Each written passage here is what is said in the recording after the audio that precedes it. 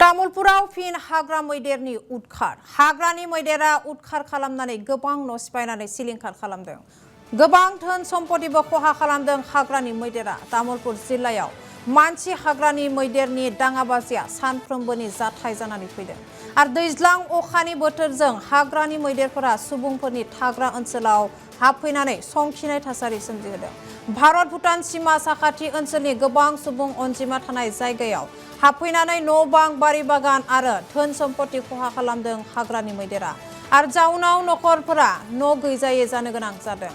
थांनाय हराव हाग्रानि मैदेरफोरा भुटाननि सीमायाव थानाय कुमारिकाटा हाग्रा बिफाननि आवथायाव थानाय कारखेला गामिनि जित बाहादुर छेत्रीनि न' सिफायनानै सिलिंखार खालामदों आरो गंगामाया खटकरनि पाननि बागानबो सिलिंखार खालामदों। महिमा बिश्वासनि न' सिफायनानैबो सिलिंखार खालामो हाग्रानि मैदेरा।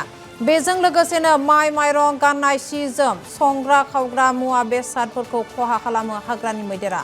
आरो बेनि अनगायैबो अमर बिश्वासनि न' आरो गपि कार्किनि पाननि बागानखौबो खहा खालामदों।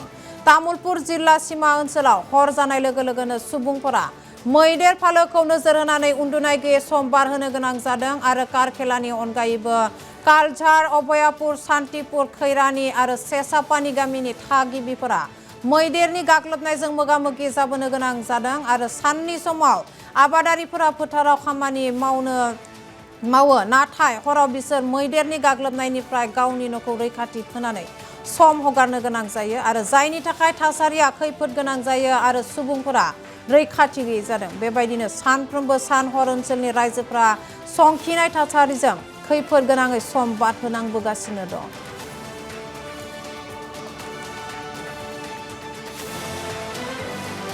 রাতি ঘুমাইছো ল'ৰা ঘুমাইছে তে ল'ৰা এইটো বেৰা ভাঙি পেলাই এটা আহিছে পিছত ল'ৰাক কৈ আছো বাবা উঠ উঠ উঠ বাবা আহিছে উঠ ঘৰ ভাঙি আছে উঠ পিছত আৰু তাতে দরজা সামত দিছে এনেকৈ দিলে মানে আমাক দুই ল'ৰা মায়কে মাৰে আজি পিছত আৰু দাউৰি গিছো আৰু অলপ পিছতে একে সব বাড়ি ঘৰ সব ধান চান চামুল চামুল সব খাই দি আছে পিছত আমি একলা মানুহ ঘৰত তাৰ বাবাও নাই মই ল'ৰা আৰু মই আছো এতিয়া মই কেনেকৈ মাইকী মানুহ কেনেকৈ কৰিম সেইকাৰণে দাউৰি গৈছোঁ আৰু মানুহ মাতা গৈছোঁ মানুহ আইকে কি কৰ বৰষুণ আহিছে বৰষুণ আহোঁতে আৰু আগুন জ্বলাব পৰা নাই আৰু উৎপাত কৰিছে কৰি পেলাই আৰু গিছে আৰু পিছত আকৌ ঘূৰি আহিছে ঘূৰি আহি পেলাই আৰু ইফালে কলা গাছ খাই পেলাই গিছে খাই আছে তথাপিও মানা নাই মই কান্দি গৈ আছো বাচন বৰ্তন ভাঙছে নেকি আৰু বাচন থাচন কিমান ভাঙছে ধান আছিল 10 মন চামুল আছিল এদিন ভাঙি আনছো কণ্ট্ৰলৰ চামুল আছিল 20 কেজি আৰু এই যে ধান ভাঙি আনছো 1.5 মন